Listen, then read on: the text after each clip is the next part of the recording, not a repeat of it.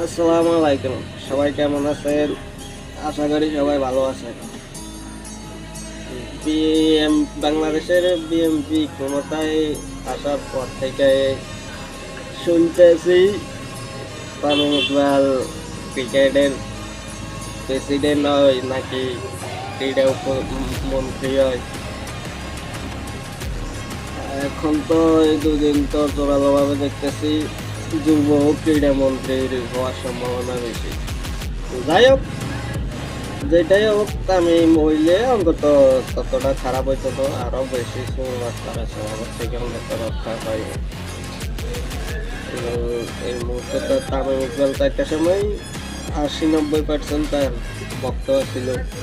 সাকিব আল হাসানের সাথে দ্বন্দ্ব হওয়ার পর থেকে কিছুটা কমে গেছে এখন।